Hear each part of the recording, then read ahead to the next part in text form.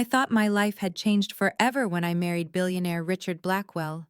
The Manhattan mansion, the private yacht, the glittering parties with New York's elite. But on the night of the Lincoln Center Gala, I caught my husband exchanging a strange glance with a man who spoke with a Russian accent. Then came the whispered phone calls about cleaning dirty money and problems from the East. My mother-in-law, Eleanor, the imposing former judge, kept serving me chamomile tea with that icy smile. When the bitter taste began eroding my memory, I finally understood. In this world, a husband and wife could be the most dangerous enemies of all. I'll never forget that moment, the flashbulbs exploding like lightning as I stood there in a pristine white Oscar de la Renta gown, smiling mechanically beside Richard.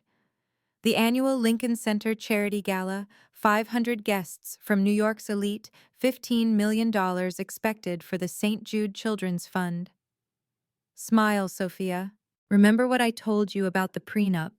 Richard whispered in my ear, his perfect grin never wavering. I looked up at him. My 52-year-old husband, silver hair impeccably styled, Armani tuxedo fitted to perfection, Patek Philippe grand complication gleaming on his wrist, a supposed heirloom from his grandfather. Everyone thought I was the lucky one, a 29-year-old Mexican nurse who had married real estate billionaire Richard Blackwell. But tonight felt different.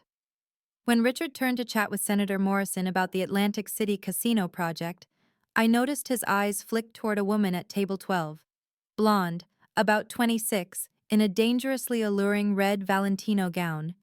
She leaned close to a man with a thick Russian accent. Mrs. Blackwell, a Page 6 reporter sidled up, how do you feel about your husband being nominated as chairman of the New York State Gambling Commission? I froze. Richard had never told me about this. I'm very proud of my husband, I stammered. Richard turned back, eyes like ice. Darling, you've had too much champagne. Let's go home.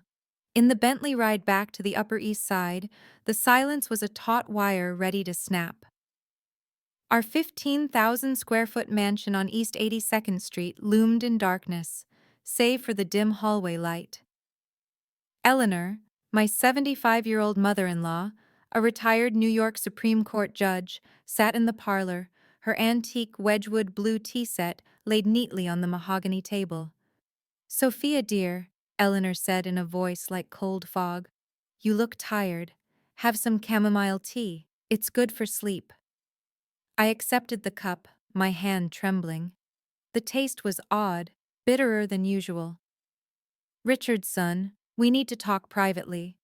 I was dismissed, as always. On my way upstairs, I heard Eleanor's voice drifting from the library. The casino project must be spotless before the FBI catches a whiff. And Sophia, she knows too much already. Plan B must be activated. My heart hammered. What was Plan B?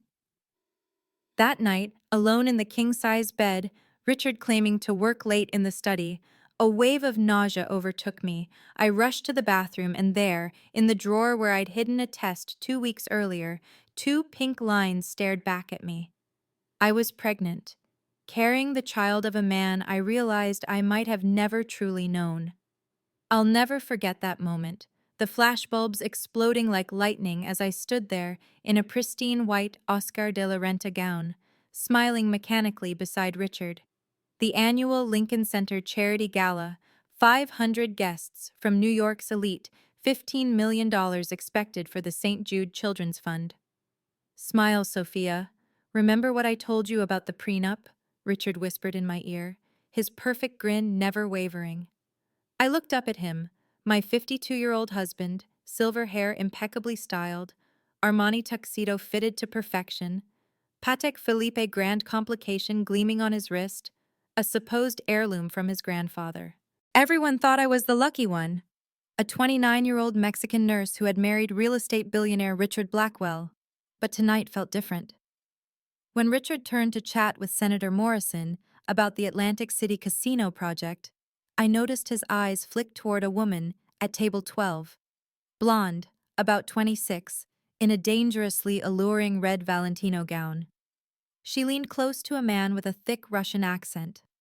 Mrs. Blackwell, a Page 6 reporter sidled up. How do you feel about your husband being nominated as chairman of the New York State Gambling Commission? I froze. Richard had never told me about this. I'm very proud of my husband, I stammered. Richard turned back, eyes like ice. Darling, you've had too much champagne, let's go home. In the Bentley ride back to the Upper East Side, the silence was a taut wire ready to snap. Our 15,000 square foot mansion on East 82nd Street loomed in darkness, save for the dim hallway light. Eleanor, my 75-year-old mother-in-law, a retired New York Supreme Court judge, sat in the parlor, her antique Wedgwood blue tea set laid neatly on the mahogany table. Sophia, dear, Eleanor said in a voice like cold fog, you look tired. Have some chamomile tea. It's good for sleep. I accepted the cup, my hand trembling. The taste was odd, bitterer than usual. Richard, son, we need to talk privately. I was dismissed, as always.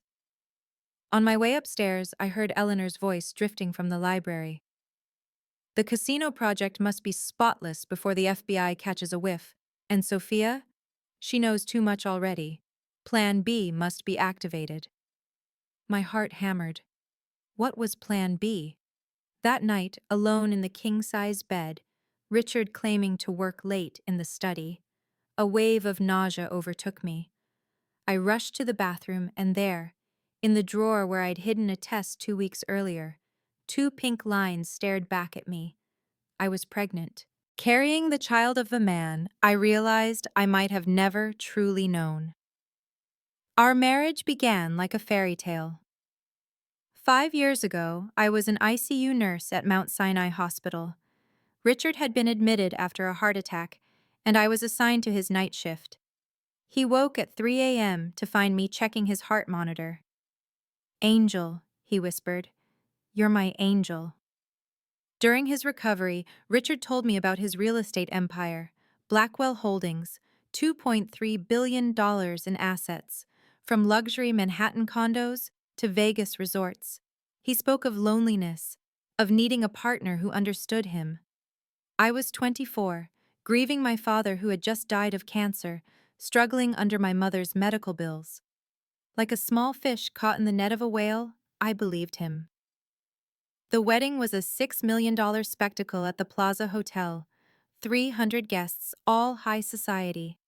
But the very first thing Richard did after our honeymoon in Tuscany was take me to the offices of Morrison & Associates.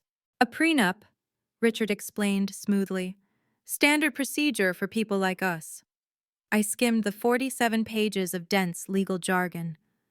The essentials were clear. If we divorced within the first 10 years, I'd get $500,000 and no custody rights. If I was ever deemed to have mental instability or committed adultery, I'd walk away with nothing. Trust me, darling, he said, we'll never need it. But from that day on, my life became a gilded cage. Every expense over $500 had to be approved. I wasn't allowed to work. A Blackwell wife doesn't need to work. My old friends drifted away. How could Maria, Jenny, the girls from the hospital possibly relate to chauffeurs, Bergdorf shopping sprees, and weekly charity luncheons? Eleanor controlled everything. She picked the decorator for the penthouse, chose the menus for our dinner parties, even selected the gowns I wore. Dear, a Blackwell lady must uphold standards. Richard grew increasingly distant. Business meetings that stretched past 11 p.m., weekend trips with clients I was never invited to, secret phone calls behind the locked study door. And then the strange details. Invoices for jewelry from Harry Winston I had never received. Weekly flower deliveries to an address in Soho. Thursday night dinners for 2 at Le Bernardin, while I sat at home. I began to suspect, but every time I asked, Richard had a flawless answer. Gifts for business partners. Entertaining clients? You worry too much, sweetheart. My room in the mansion felt like a luxurious cell. From the window, I could see Central Park, trees lush and green, children playing, couples free to love each other openly. Sometimes I wondered if I had sold my soul for security. But now, with a child growing inside me, everything was different. I had to protect my baby, even if it meant confronting the truth about the man I had married. The next morning, Richard left for a business trip to Miami, and Eleanor had a doctor's appointment. I decided to tidy Richard's study, something routine, since our maid Maria was never allowed inside. As I dusted the mahogany cabinet, I accidentally knocked over a stack of papers. Bending to pick them up, my eyes froze on an invoice from Tiffany & Company. $47,500 for an Elsa Peretti bracelet. Date: last week. Recipient: N. Volkov. My heart pounded. Who was N. Volkov? I opened Richard's laptop. His password was Eleanor's birthday, a detail that told me everything about his priorities. His inbox was a treasure chest of secrets. Scrolling down, I found a thread with invoke2024@gmail.com, mail to invoke2024@gmail.com. Darling, the funds have cleared. $2.5 million as agreed. The casino license looks good. Your mother's idea about the psychiatric evaluation is brilliant. Once she's committed, everything will be much easier. N. Good. Dr. Hutchinson has been briefed. The paperwork will show progressive paranoid delusions. Transfer the remaining funds to Cayman account BW7749. Make sure the Russians understand this is just a temporary cleanup. R. The blood in my veins turned to ice. Psychiatric evaluation? Committed? They were talking about me. I snapped screenshots, emailed them to my personal account, then dug deeper.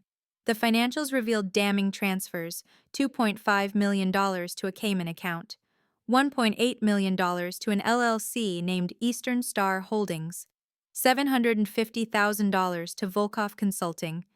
Foreshadow number 1. Eastern Star Holdings will matter later. Richard's phone buzzed. A text from Contact V. Dinner tonight? Usual place. Need to discuss timing. Timing for what? I googled N. Volkov, New York, and nearly fainted. Natasha Volkov, 26, financial consultant, Wharton graduate. Socialite photos splashed across society blogs. And yes, it was her. The blonde in the red Valentino dress from the gala. Foreshadow number 2. Dr. Hutchinson will return later. Busties, so this wasn't just infidelity. This was conspiracy. That evening, when Richard returned, I played it cool. Dinner with Eleanor, idle chatter about the next charity event. Inside, my brain ran like a supercomputer processing data. Richard, do you know anyone named Natasha? I asked lightly. He froze, fork midair. Why? Oh, nothing. I just heard the name at the gala. Eleanor interjected smoothly. Sophia, darling, you've seemed tense lately. Perhaps you should see a doctor. I'm fine, Mother. I insist. Dr. Hutchinson has treated our family for years. He's very gentle with delicate situations. Dr. Hutchinson, the name from the email. That night, while Richard worked late in his study, I slipped into the kitchen where Maria was washing dishes, humming an old Mexican song. Maria, I whispered, have you noticed anything strange lately? She glanced around carefully. Yes, señora. Phone calls. The master speaks to someone about money laundering and Russian problems. And also, a woman comes to the house when you are away, young, blonde, very beautiful. When? Every Thursday, they go into the master bedroom. My world shattered. It wasn't just business. They were sleeping together, on my bed. Maria, will you help me? I need the truth. Maria took my hand, eyes steady. Si, señora. My sister once worked for a bad man too. Men like this are dangerous, but women like us, we can be smart. It was the moment of my first alliance, and the moment I knew the war had begun. The following week became a covert operation. While Richard and Eleanor believed I was the naive wife, I transformed into a detective. Maria helped me install a tiny camera in Richard's study. The device was no larger than a USB stick hidden behind a picture frame. Over 3 days, we captured 4 hours of footage of Richard's phone calls. Boris, the casino license needs to be expedited. Yes, I understand the additional fees. 500K will be wired to the usual account. Natasha, darling, Mother's plan for the psychiatric commitment is progressing. Dr. Hutchinson will file the paperwork next week. Once Sophia is declared incompetent, all assets transfer to me. Each word stabbed my heart like a knife, but I forced myself to stay cold, analytical. I needed more evidence. I remembered Richard's bank password. Ridiculous. His birth date, plus money 123. Logging into his Chase private bank account, I uncovered a labyrinth of transactions. Regular transfers of $2.5 million each month for 8 months to the Cayman Islands. The recipient, BW Holdings LLC. Cross-checking with corporate registries, BW Holdings didn't exist in the U.S. records. A shell company offshore. But the bigger discovery, checks made out to Eastern Star Holdings with the memo consulting fees. Eastern Star was registered in Nevada, its director Boris Petrov. A quick Google search revealed Petrov's ties to the Russian community in Brighton Beach, and not the legitimate kind. Maria's sister Rosa had once worked for a Russian family. Rosa confided, Eastern Star is a laundering operation. They take dirty money from casinos, wash it through real estate deals, and return it as clean profits. The puzzle pieces began to fit. Richard wasn't just cheating. He was laundering money for the Russian mob through the casino project. Sneaking into Eleanor's private office, she kept a safe in her closet, I discovered documents that froze my blood. A psychiatric evaluation signed by Dr. James Hutchinson. Diagnosis: progressive paranoid delusions, potential danger to self and others. Recommendation: immediate commitment to Hillside Psychiatric Facility. A power of attorney, ready for Richard's signature. They had been planning this for months. On Tuesday, I discovered my personal bank account, the one with 15K from selling my mother's jewelry, had been frozen. Calling the bank, they told me, request came from the primary account holder. Richard confronted me at dinner. Sophia, I know you've been snooping. This is your warning. Stop now, or the consequences will be severe. I don't know what you're talking about, I lied. Eleanor added smoothly, Darling, your behavior lately is concerning. Perhaps it's time to see Dr. Hutchinson. That was when I realized. They knew I was investigating, and they were ready to destroy me. That night, Richard changed the passwords on every account. The home security system was upgraded. I was officially cut off from all finances. But there was one thing Richard and Eleanor didn't know. I had forwarded all the evidence to my personal email, and Maria had hidden a backup of the camera recordings at her sister's house. The game was far from over. In fact, it was only just beginning. Standing on the balcony overlooking Central Park, my hand instinctively resting on my belly, I swore, My child, I will protect you, even if I have to fight the entire world. On Friday morning, while Richard was out playing golf with a business partner, I decided to inspect the Patek Philippe watch he guarded so carefully. I remembered from med school, luxury watches sometimes have hidden compartments for pills. Carefully checking the watch in the safe, the code was our anniversary date. How ironic. I discovered a tiny USB port hidden under the case back. My heart raced as I plugged it into Maria's laptop. The files on the USB were a treasure trove of evidence.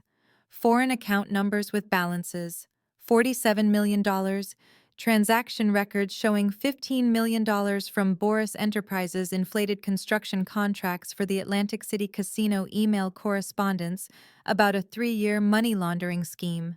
But the most shocking thing was a folder named Project Sophia with a detailed timetable. Phase 1, Isolate Target, completed. Phase 2, Financial Dependency, completed. Phase 3, Psychological Manipulation, in progress. Phase 4, Medical Commitment, scheduled. Phase 5, Asset transfer, pending phase 4. They weren't just planning to harm me, they planned to erase me completely. Deep in the USB files, I found a recorded call between Eleanor and Dr. Hutchinson. James, the commitment paperwork must be airtight. Sophia must be declared permanently incapacitated. Richard will have full control, and of course, as his advisor, I will steer the financial decisions. Eleanor, this is highly unusual. The woman shows no signs of mental illness. That's why we will create them. Gradual poisoning with lithium carbonate and chamomile tea will produce symptoms. Combined with testimony about odd behavior, we'll have a sure case. Lithium carbonate.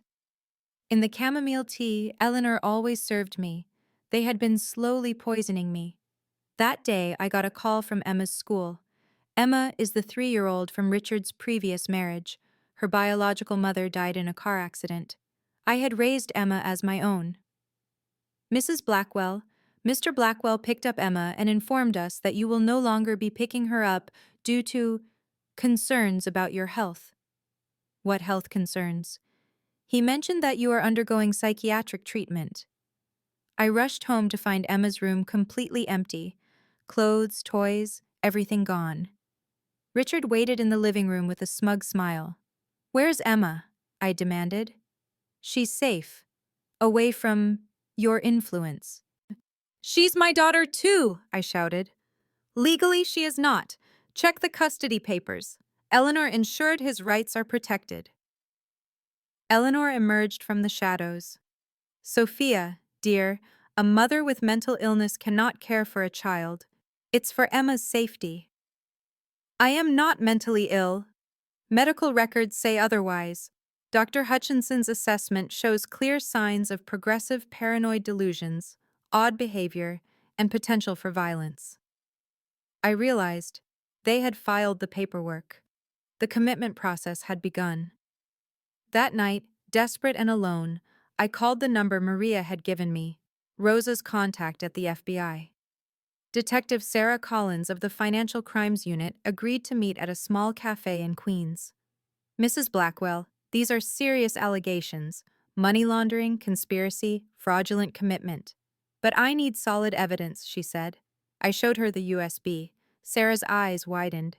"This is unprecedented. How did you obtain these files?" "From my husband's personal effects. As his wife, I had lawful access." "Good. That makes the evidence admissible. But you must understand, continuing this will mean war.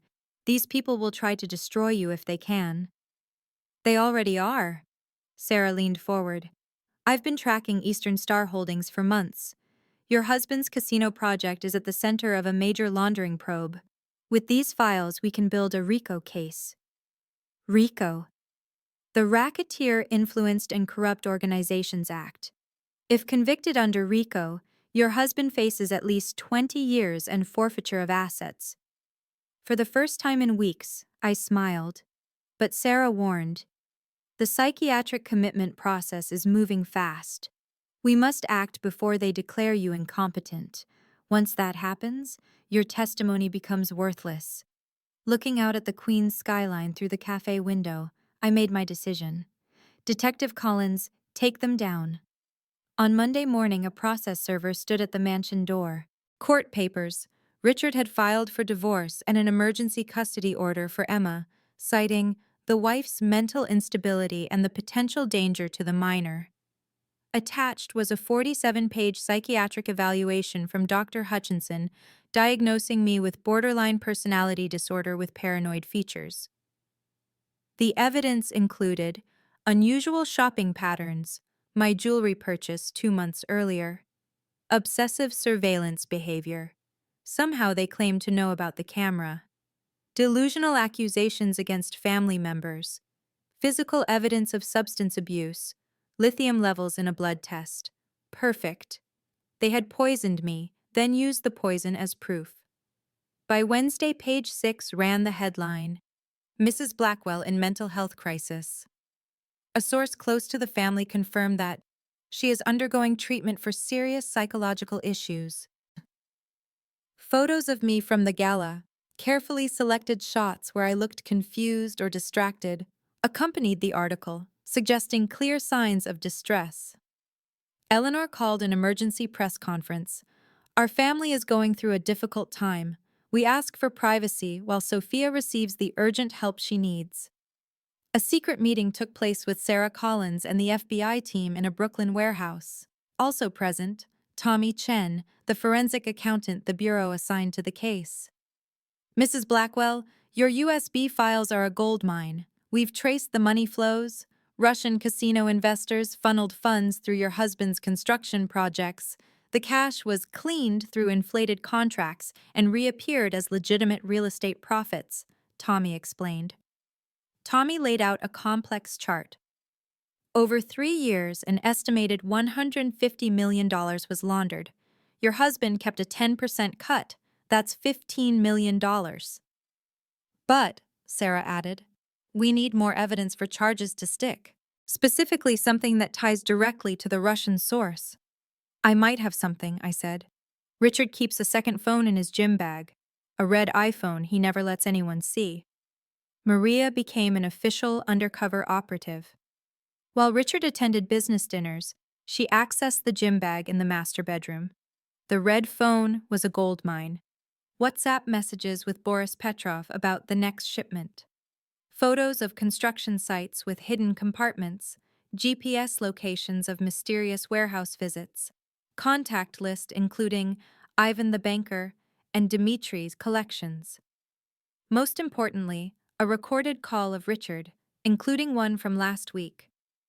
Boris, the wife situation has been handled. Dr. Hutchinson will file the final commitment papers tomorrow. Once she's locked up, I'll have a clean partner with no loose ends. Dr. James Hutchinson contacted the FBI through an anonymous tip line. A meeting was arranged at a secure location. I can't do this, Doctor. Hutchinson confessed to Sarah. Mrs. Blackwell shows no signs of mental illness. Eleanor Blackwell paid me $100,000 to fabricate the evaluation. Why come forward now? Sarah asked. Because I discovered they have been poisoning her. Lithium carbonate in the tea. When I tested her blood sample, the levels were dangerous. This can cause permanent brain damage, even death. Dr. Hutchinson provided the original, accurate psychiatric evaluation showing her completely normal. Payment records from Eleanor. The poisoned tea sample. A recording of Eleanor giving instructions for the poisoning. Sarah revealed the plan. Tomorrow is the annual Real Estate Developers Gala at the Plaza Hotel. 500 guests, including Senator Morrison, Police Commissioner Hayes, and key Russian investors. We'll let Richard think he's won, then we'll strike publicly. What about Emma? I asked. We located her. Eleanor moved her to a private residence in the Hamptons with paid caretakers. Once arrests are made, temporary custody will be awarded appropriately. That night, looking at the empty frames, Richard had removed all photos of Emma and me. I wrote a letter. My beloved Emma, if anything happens to me, know that I fought for you. Know that love always wins in the end. Tomorrow the truth would explode. Richard, Eleanor, and their entire criminal network would face justice. Or I would die trying. 6 p.m., Grand Ballroom. 500 guests filled the space. Mayor Adams, Senator Morrison, real estate tycoons, and, unknown to most, undercover FBI agents disguised as waiters, photographers, and security guards.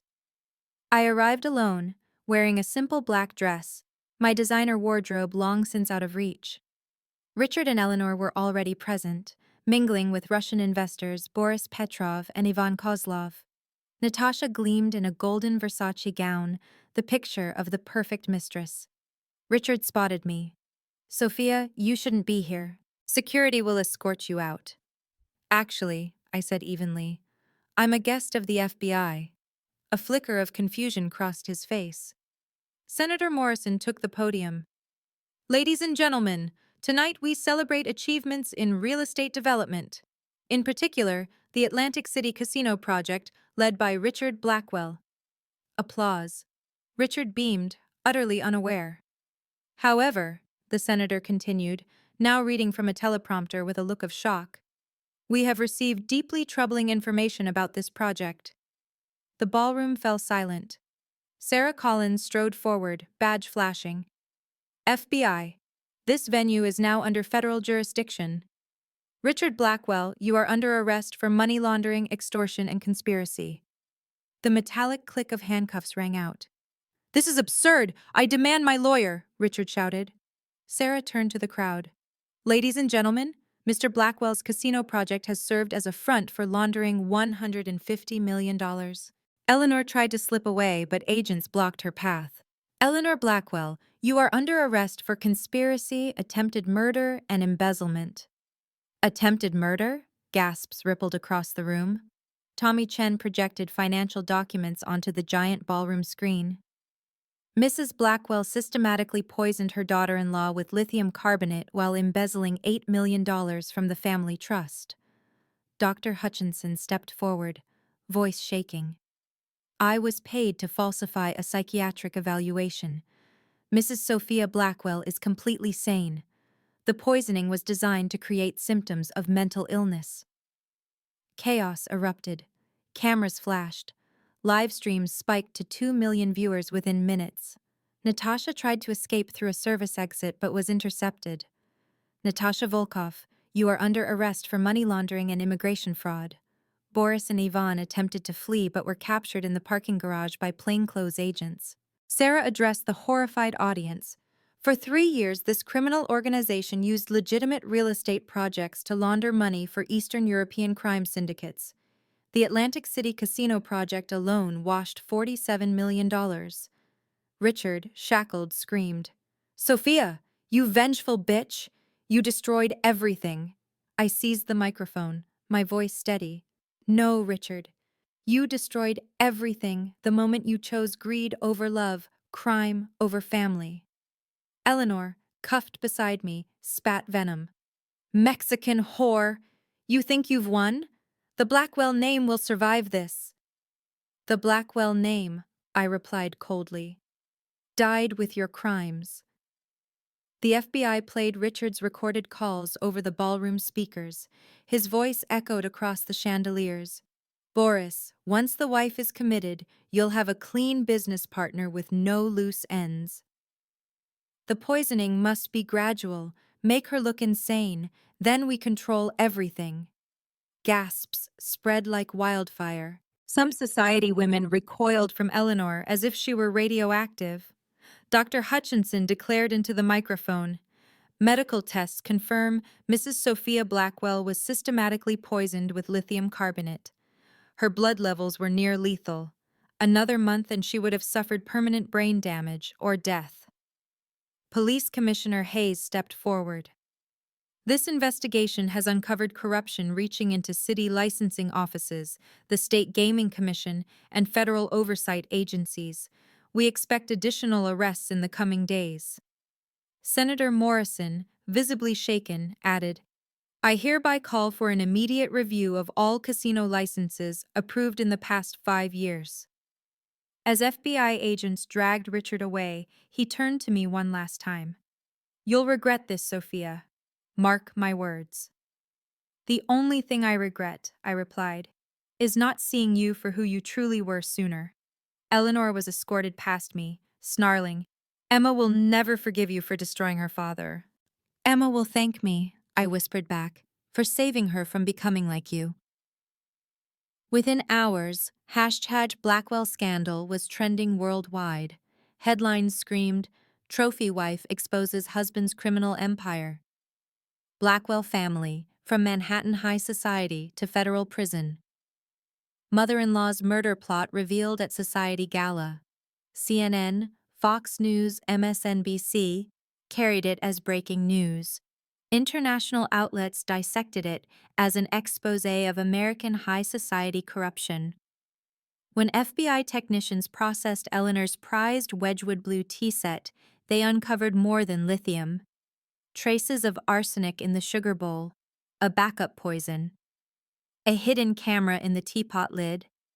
Eleanor had been recording her poisoning sessions, a secret compartment containing $2 million in bearer bonds, stolen from a charitable foundation. The tea set, once a symbol of refined culture, was, in truth, a murder weapon, in Eleanor's private vault of evidence. 6 months later, I sat in the federal courtroom where Judge Patricia Williams presided over sentencing. The room was packed with reporters, victims, and faces from high society who once toasted with the Blackwells, now avoiding the name like it carried a plague. I watched Richard, the man who used to be my husband, as the judge read his sentence. Mr. Richard Blackwell, you have been convicted on 23 counts, including money laundering, extortion, conspiracy, and fraud. Your crimes not only violated federal law, but corrupted the very institutions meant to protect society. The court hereby sentences you to 25 years in federal prison, followed by 5 years supervised release. All assets are forfeited under the RICO Act. Richard stood motionless, expressionless, as his $2.3 billion empire collapsed. The Manhattan mansion, the Hamptons estate, the yacht, the art collection, the offshore accounts, gone in an instant. Then came Eleanor. I'll never forget hearing her sentence, Mrs. Eleanor Blackwell, your crimes were especially cruel. As a former judge, you twisted the justice system you once served. Your deliberate poisoning of your daughter-in-law shows cold and calculated malice. However, considering your age and cooperation in exposing other conspirators, this court sentences you to 12 years in federal prison, forfeiture of all assets, and permanent disbarment. The once imposing matriarch now sat frail in an orange jumpsuit, finally shedding tears, but I knew they were born of rage, not remorse. Their accomplices met their own fates. Dr. Hutchinson, 3 years in prison, medical license revoked, $500,000 fine. Natasha Volkov, 8 years, deportation upon release. Boris Petrov, 20 years, $50 million forfeited. Ivan Kozlov, 15 years, total asset seizure. The government clawed back $127 million in total. $50 million returned to defrauded investors, $30 million to the IRS for unpaid taxes, $25 million in restitution to casino victims, $15 million for legal costs, and $7 million awarded to me as a whistleblower. In family court, Judge Maria Santos, no relation to my housekeeper Maria, delivered the ruling that broke me open in tears. Mr. Blackwell's parental rights are hereby terminated. Mrs. Sophia Blackwell is granted full legal and physical custody of Emma. The judge explained that while Emma hadn't been physically abused, she was being groomed to normalize criminal behavior. Richard had no genuine bond with her. She was a possession, not a daughter. I, on the other hand, had given Emma the stability and love that shaped her early years. Civil court went further. $3 million from Richard's remaining assets for emotional distress, $2 million from Eleanor's estate for attempted murder, $1 million from Dr. Hutchinson's malpractice insurer. The fallout rippled far beyond our family. Morrison and Associates law firm faced ethics investigations and lost its biggest clients. The chairman of the Atlantic City Gambling Commission resigned in disgrace. 3 city licensing officials were indicted for bribery. Blackwell Holdings dissolved, with 300 employees receiving severance from forfeited funds. Sitting in that courtroom, I didn't just see justice delivered to those who tried to destroy me. I saw proof that the truth, no matter how deeply buried, had the power to shatter even the mightiest empire. And for the first time in years, I believed Emma and I were truly free. 1 year later, I stood in my new office at Morrison and Associates West Coast, looking out over the shimmering San Francisco Bay. Business was thriving. My reputation as the woman who survived and exposed the Blackwell criminal empire turned me into a sought-after expert in forensic accounting and protecting women from financial abuse. I was no longer the wife trapped inside a Manhattan mansion. I was Sophia Morrison, founder of a fund that supports women suffering financial control in marriage. I partnered with the FBI and nonprofits, creating pathways for victims to become survivors. Emma grew stronger every day. She began calling me Mom naturally. There was no longer a line between biological daughter and stepdaughter. We planted roses on the balcony of our small Sausalito apartment, baked cookies on weekends, and learned how to live an ordinary life that once felt out of reach. The pain still lingered, the scars of betrayal, the memory of nights I vomited from being poisoned. But therapy, the survivor community, and Emma's resilience healed me piece by piece. I learned that truth can destroy, but it can also set you free. At the grand opening of the Safe Harbor for Women Center, a place offering legal, psychological, and financial support for women trapped in financial abuse, I stood before 200 guests. The press called it the Survivor Network because I was no longer alone. Jennifer Rodriguez, Patricia Williams, Margaret Chen, women once presumed dead, were all there, smiling as they stepped into the light. I spoke, my voice trembling but firm. We were once seen as victims, but today, we stand here as proof that the greatest strength is forged in the fire of betrayal. And once you've walked through that fire, you will never fear again. The room erupted in applause. Emma ran onto the stage and hugged me tight. I knew that whatever challenges the future held, I had already given my daughter the most precious gift of all, freedom and truth. As the camera flashes lit up, I no longer felt hunted. I was in control of my story. And the legacy I would leave behind would not be the Blackwell name. It would be the strength of women who refuse to be victims ever again.